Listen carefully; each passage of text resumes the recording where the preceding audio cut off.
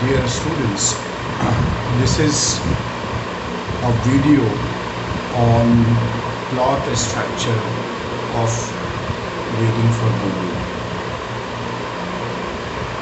In this video, we will talk at large about the structural pattern that has been used by Samuel Beckett in his play Waiting for Godot. Students, as we know that Waiting for Godot belongs to that category of drama which has been popularly known as the theatre of absurd. And as a student of drama, as a student of theatre, all of us know that in an absurd play, we do not find a traditional adherence, or rather an adherence to the traditional aspects and the traditional concepts of drama. So, dear students, since Waiting for Godot belongs to the theatre of absurd, so we cannot expect a traditional adherence to plot structure here. We know that an absurd play does not have a plot in the traditional conventional sense. We also know that an absurd play does not have characterization or characters, dialogues and settings in the traditional conventional sense of drama. So in Waiting for Godot, we know that nothing happens. Now, as a student of literature, when in our earlier classes, when we were told by our teacher, or rather when we were taught by our teacher how to look at the plot structure of any text, our teacher told us to look at the course of action of the text. So when we are evaluating the plot structure of a novel or a drama or a short story, we are instructed, we are guided by our teachers to look at the course of action, to look at what happens in the story, what happens in the play, what happens in the novel. But guided by these principles, when we look at the plot structure of Waiting for Godot, we find that almost nothing happens in Waiting for Godot. There are no exits in the play. There are no entrances in the play. And even there is no external conflict also in the play. Now, once again, I would like to remind you that as a student of literature, we are guided by our teachers that a play has to be evaluated with the angle of what kind of a conflict is there in that play, right? If you can remember our study of Elizabethan drama, or our study of the ancient classical Grecian drama, etc., we know that Aristotle has once said that there can be no plot, there can be no play without any conflict. But when we look at the plot structure of Waiting for Godot, we do not find any external conflict here in this play. So apparently, my dear friends, seemingly this play, Waiting for Godot, is a formless play. It has not been structured as per the standards of traditional dramaturgy. Now, keeping this angle in mind, we can say that this is an anti-Aristotelian play. It has no beginning, it has no middle, and it has no end. Once again, I would like to remind you that as a student of drama, we are told by our teachers that what Aristotle has said about a play is that it should have a beginning, a middle, and an end. So, looking at this angle, when we evaluate Waiting for Godot, we can very simply assert that it is an anti Aristotelian play in the sense that it has no beginning, no middle, and no end.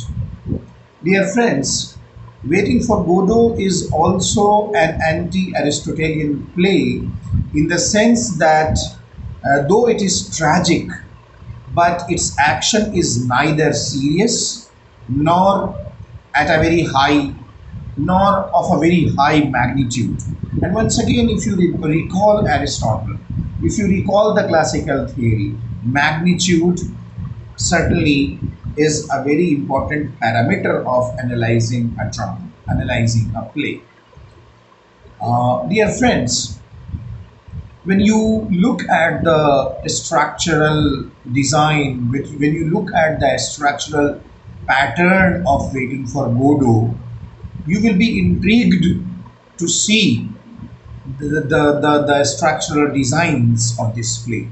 So, dear students, the structure of Waiting for Godot has intrigued the mind of the reader. It has intrigued the mind of the audience. It has intrigued the mind of the critics alike. It has been seen as a very undramatic play. Look here.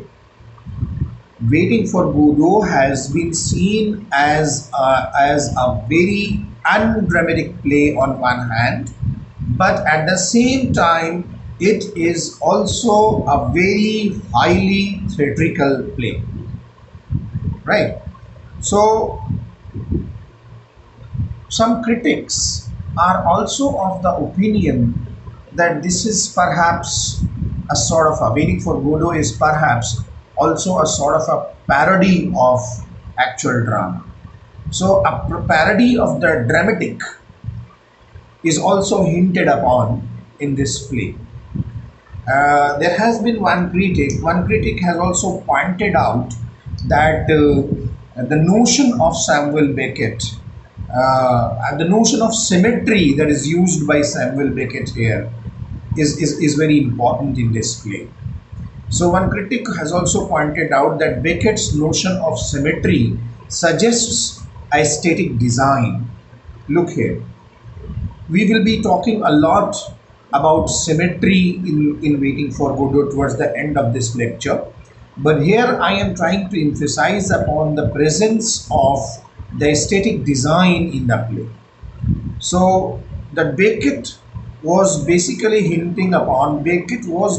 driving upon the notion of symmetry as suggested by aesthetic design. Now, somebody feels that it is a very asymmetrical play. There are other critics also who feel that it is a very asymmetrical play. That the play has a very asymmetrical structure. So, look here. There are critics who look at the play as having a sort of a symmetry, right? And a kind of a very aesthetic design, whereas there are other critics who see it as a very asymmetrical play in its structure. And critics go to the extent of saying that it is basically the asymmetrical structure of Waiting for Godot that results in the wide appeal, that results in the wide popularity of Waiting for Godot. Dear friends, it is quite obvious that Beckett does not use a conventional structure in the play.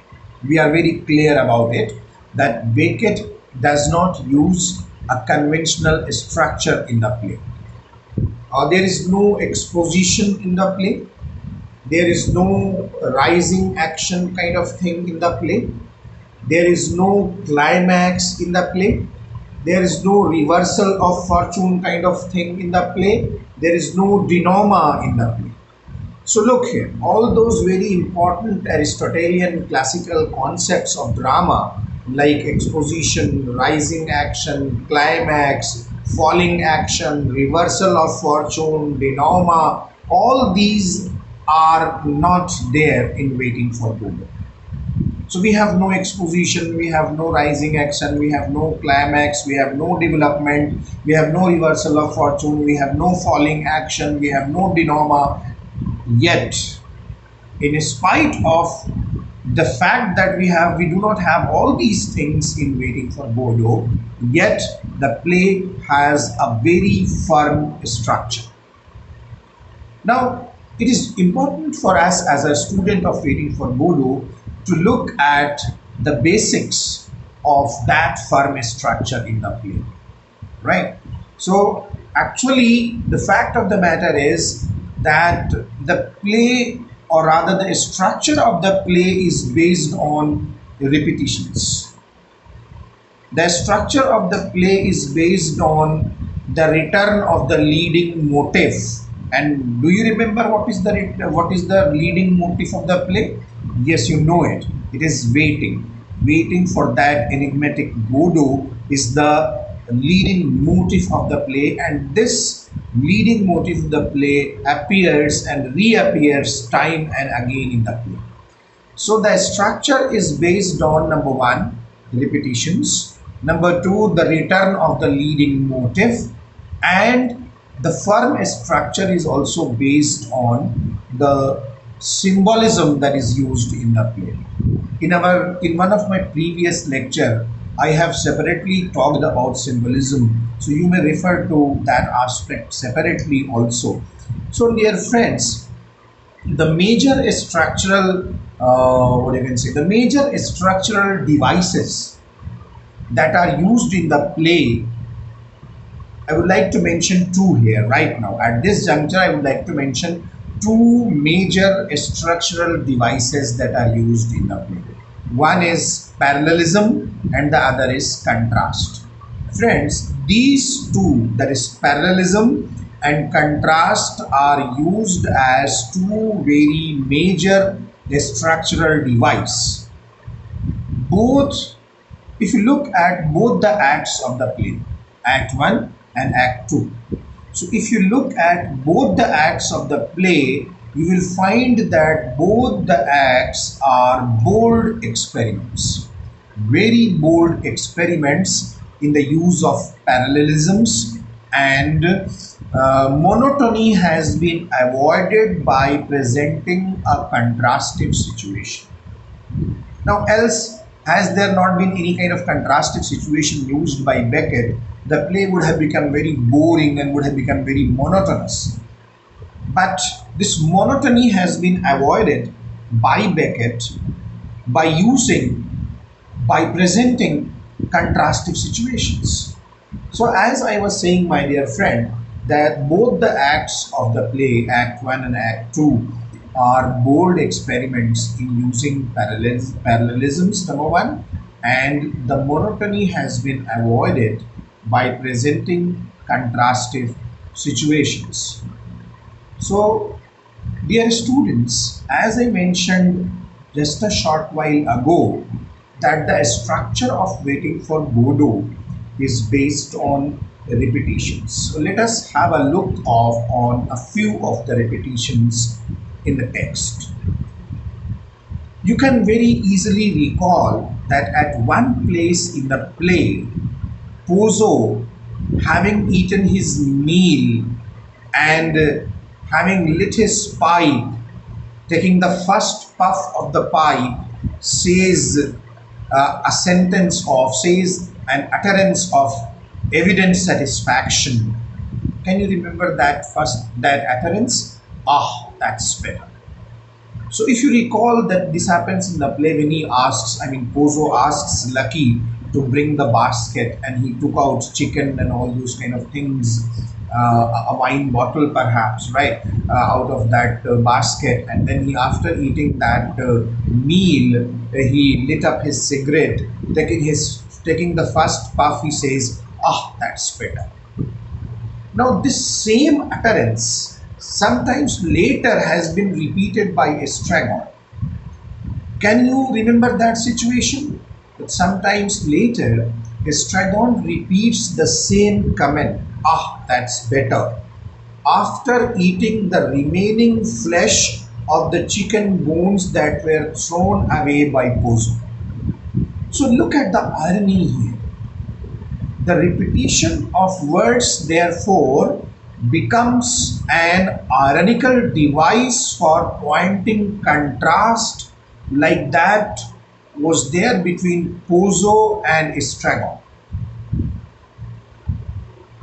There is yet another instance in the play which you can cite as repetition.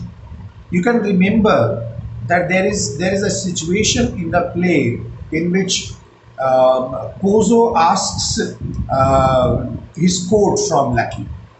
He asks for his coat from Lucky, and after a while, Vladimir spreads his coat on the shoulder of Estragon when he was feeling cold.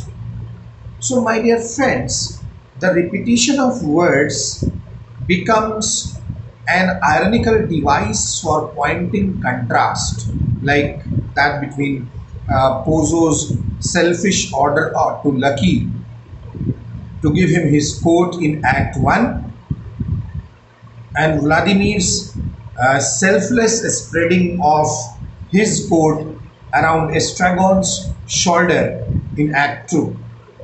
So, hence, dear friends, the entire movement of the play depends on a sort of a balance. The entire movement of the play depends on a sort of a balance. Dear friends, the essential structural principle around which the play is woven is its theme. Now, once again, let us recall what we were taught by our teachers who taught us how to write a plot structure question of a text.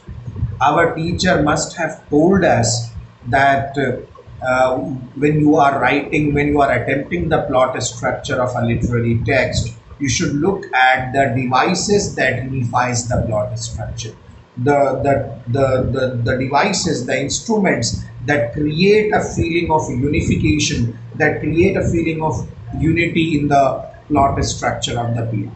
Most of the time, as a student, when we search for this unity in the plot structure of any literary text, we seek it in the stylistic devices. We seek it in the linguistic devices of the play. But there are a few plays, there are a few literary texts in which the structural unity has not been achieved by any linguistic or stylistic device, but rather by its unifying theme. So basically, the theme becomes a unifying principle. I hope you can recall Robinson Crusoe. When you attempt a plot structure of Robinson Crusoe, our teachers told us that, my dear student, it is not the stylistic device of Robinson Crusoe, but the allegorical thematic structure of Robinson Crusoe that creates a sort of a unifying device, a unifying thing in the whole novel. Similarly, the essential structural principle around which Waiting for Godot is woven is the theme, my dear friend. And what is the theme? The theme of tiresome waiting.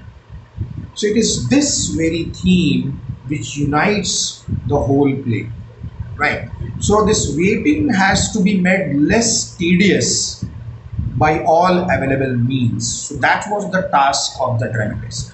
That this exercise of tiresome waiting has to be made less tedious in the play. Less tedious for the characters also, and less tedious for the readers, for the audience also.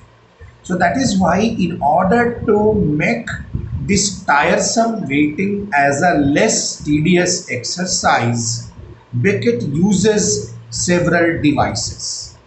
Beckett uses several devices. All the devices that Beckett uses to make time hang less heavy fall into the structural pattern. So every device that Beckett has used to make time hang less heavy on the reader, on the character, on the audience, that fell into the structural pattern of the of the text of the play.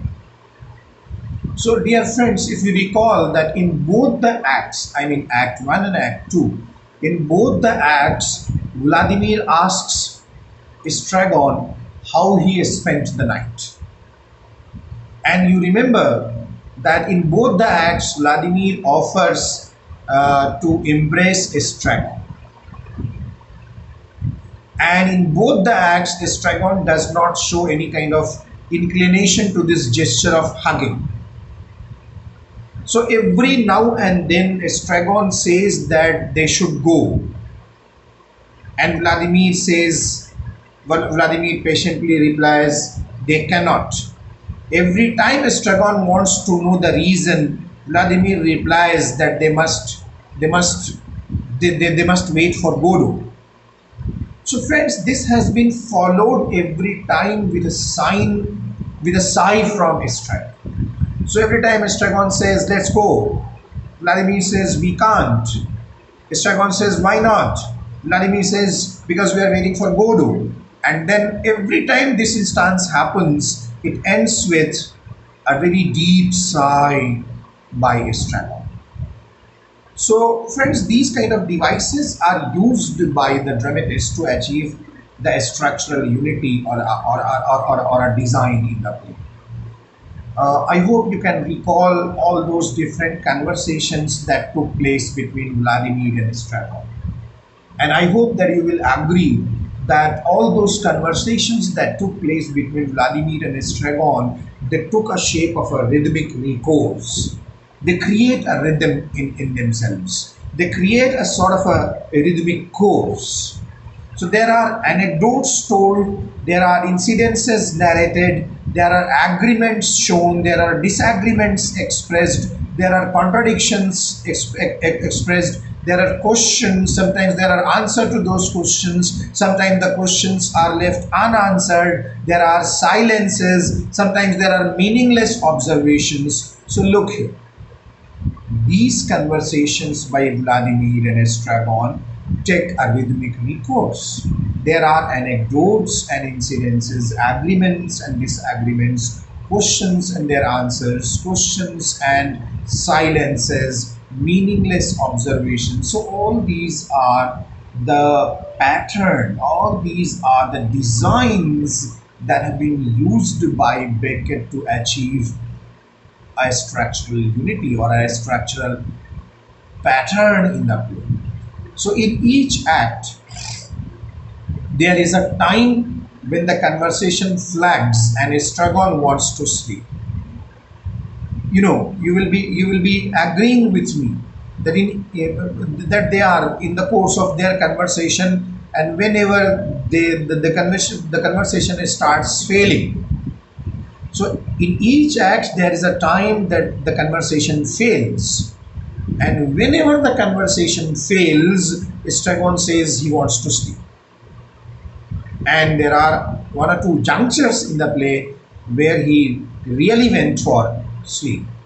So in each act, the two tramps, that is Vladimir and Stragon, when they are at their wits' end and they are unable to continue their conversation, during the end of their conversation, during the inability of their conversation, they indulge in meaningless discourses. They indulge in meaningless discourses, which has only the only motive, which is the passing of time. So this time pass becomes the only motive. So I hope you can recall that in both the acts, there is Act 1 and Act 2, the two tramps, Vladimir and Stragon, are helped at a tedious moment of their waiting by the arrival of Pozo and Lucky. So in both the acts, in Act 1 also, when the conversation was about to collapse, Pozo and Lucky appears. In Act 2 also, when the conversation was at its wit's end, Pozo and Lucky appear, right? So in both the acts, the tramps are helped at a tedious moment of their waiting by the arrival of Pozo and Lucky.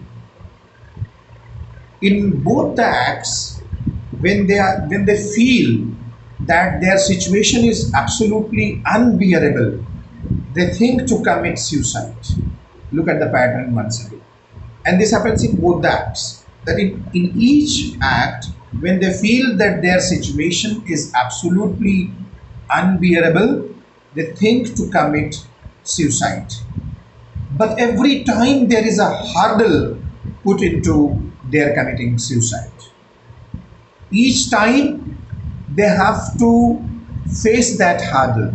Sometimes the tree is not capable of taking their load. Sometimes they were having not a proper rope to hang themselves. So each time they console themselves with the idea that they will bring a piece of rope the next day, or rather they console that they'll bring a suitable piece of rope the next day, and they'll commit suicide if Godot does not comes. If Godot does not come. So recognition and forgetting. Look here. Now I'm introducing two more things, two more important devices which has been used by which have been used by Beckett to achieve an structural unity or an structural pattern. And what is this? Recognition and forgetting are also used as structural principles in both the acts. I repeat, recognition and forgetting. You remember that they recognize, they do not recognize, they forget, they do not forget, they try to remember, they try to recall, and they fail to recall several things in the play. So, this recognition, memory, forgetting, remembering, unable to remember kind of situation, all these things, it become a structural principle in both the acts, in Act 1 and in Act 2 also. So in both the acts, the two tramps wrongly take the arrival of somebody else as the coming of Godot. They think Pozo to be Godot.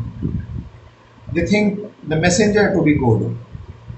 Sometimes even there is a whispering reed, and there is some sound of the wind, and they are afraid that if Godot has arrived. So in both the acts, the tramps wrongly takes the arrival of somebody else as the coming of Godot.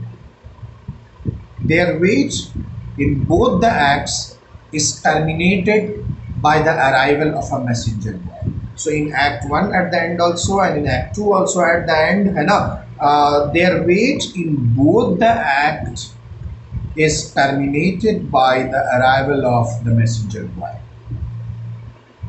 And my dear students, before finally leaving in both acts, remember in Act 1 at the end, in Act 2 also at the end. So in both the acts, the wait in both the acts is terminated by the arrival of a messenger boy, and before finally leaving in both the acts, the tramps Vladimir and Stragon ponder about committing suicide.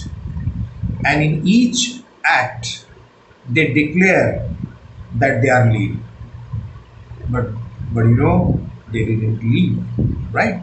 So in each act, although they declare that they are leaving, but they are seen to be stand still when the curtain falls down.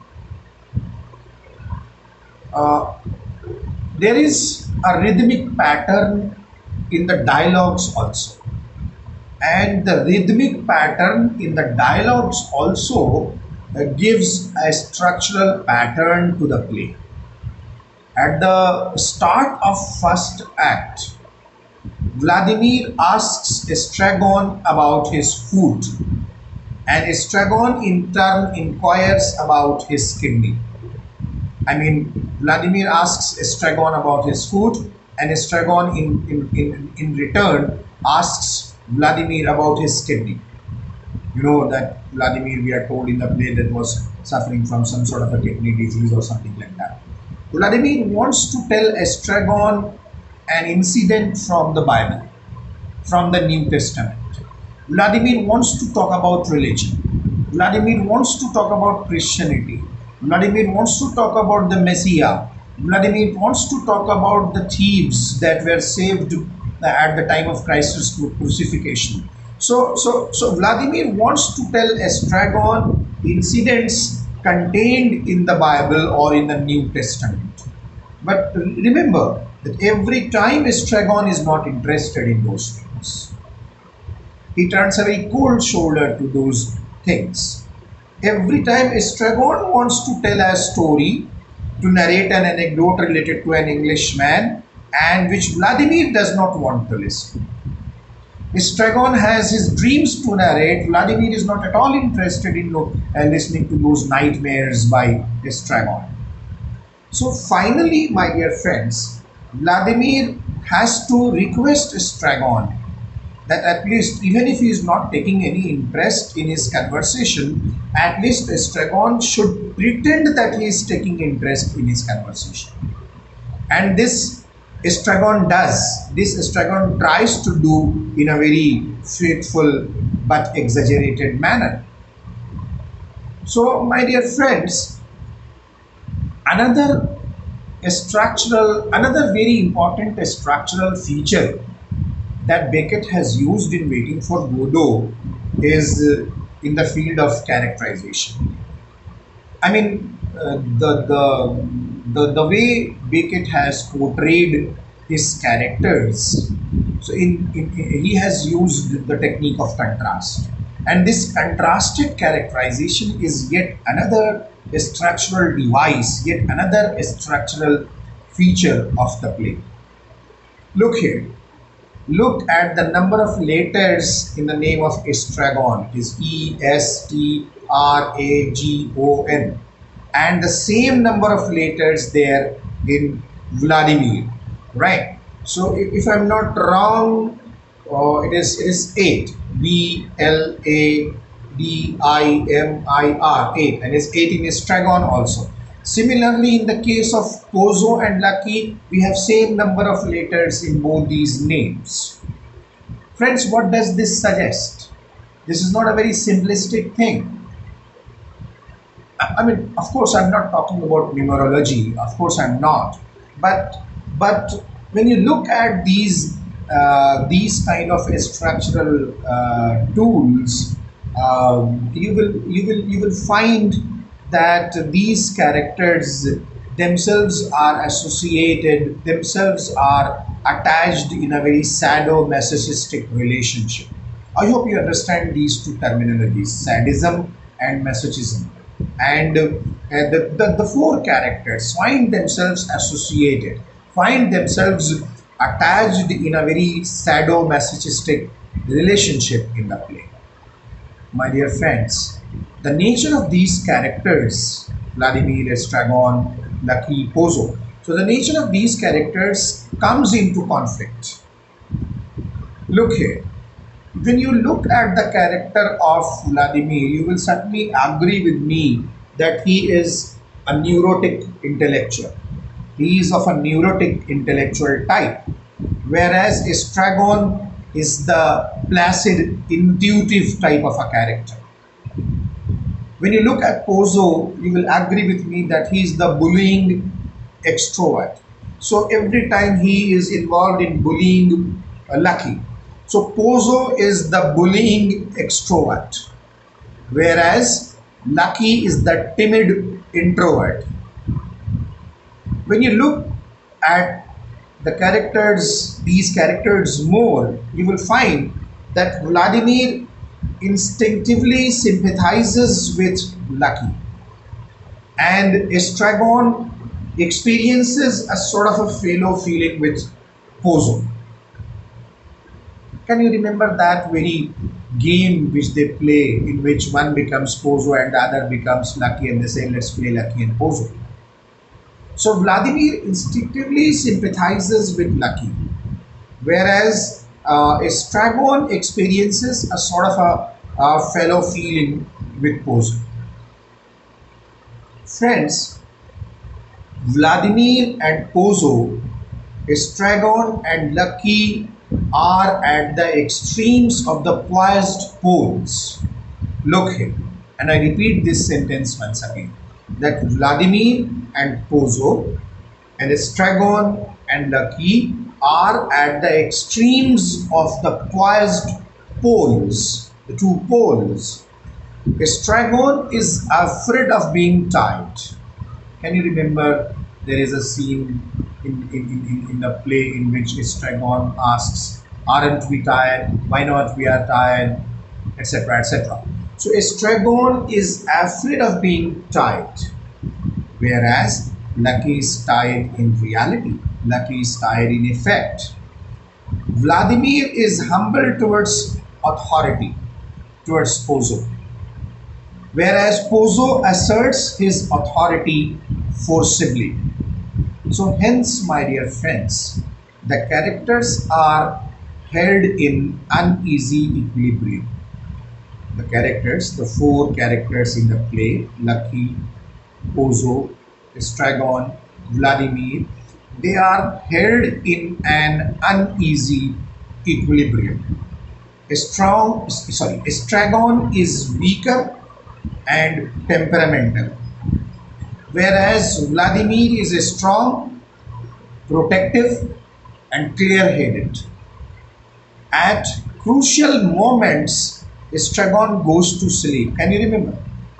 At crucial moments in the play, Estragon goes to sleep and blames Vladimir time and again for some parts of his trouble, some parts of his situation. The later, that is, Vladimir is quite tolerant. Vladimir is quite tolerant. So, dear friends, we can also observe a similar kind of character contrast in Lucky and Pozo also. Now, at the beginning of, I'm now coming to the end part of my discussion. At the beginning of this lecture, at the beginning of this video, I said that there is a lot of symmetry in the play. I'm coming back to this discussion to wrap up my discussion basically. So, the structure of the play is built upon multiple symmetries, in fact. There is a symmetry in dialogue. I hope you can very easily remember, at least those who have read the text, they can very easily remember that there is a symmetry in dialogue. There is a symmetry in tone also. My dear friends, you will agree with me that the speeches are symmetrically designed, right? And you will also agree with me that the two acts are also symmetrically balanced. The two acts are also symmetrically constructed. Even you will agree with me that the stage is divided into two halves, and with the tree at the center dividing the stage into two proper halves. Now let us talk more philosophical things. The human race is divided into two. At the beginning of the play, the human race is divided into two: Vladimir, Estragon. Then, in the mid part of the play, the human race is divided into four: Vladimir, Estragon, Pozo, Lucky. And then, towards the end of the play, once again, the human life is divided into two, that is, Vladimir and Estragon. And in both the parts, it ends with the arrival of the messenger boy. So, my dear students, the symmetries in the play encompass the opposites as well. Can you remember Lucky's very long speech in Act 1? Two and even more than 2 pages, 2.5 and even more, right? So can you remember that speech by Lucky, that very long speech by Lucky in Act 1? And you will also remember, you can also recall Lucky's utter silence in Act 2. Lucky's utter silence in Act 2. So, this is what I wanted to say, that the symmetries encompass the opposites as well. Lucky's long speech in Act 1 and his utter silence in Act 2, for example. So, friends, to conclude, I would like to say that the play is basically full of verbal symmetries. We don't have that much time to go into the greater details of all those verbal symmetries, but if you can find time and you would love to read the text, do remember that it is always a very pleasing experience, and it is always a very experience in itself to read the text of Waiting for Godot. don't miss that chance of reading the very original text of Waiting for Godot. So when you will do that, you will find all those verbal symmetries in the play. At this juncture, I would like to stop my discussion by taking a quote that will hint you towards a sort of a verbal symmetry. I hope when I will start reading this quote, you will certainly recall, at least those who have read the text will certainly recall. Vladimir in Act 1 says to Estragon, say, I am happy. And Estragon says, I am happy. Vladimir says, so am I. And Estragon repeats, so am I. Vladimir says, we are happy. And Estragon repeats, we are happy. Silence. And then he asks, what we do now that we are happy? What we do now that we are happy? And Vladimir answers, wait for Godot. And at this very answer, wait for Godot, Estragon groans and there is a silence. Thank you very much.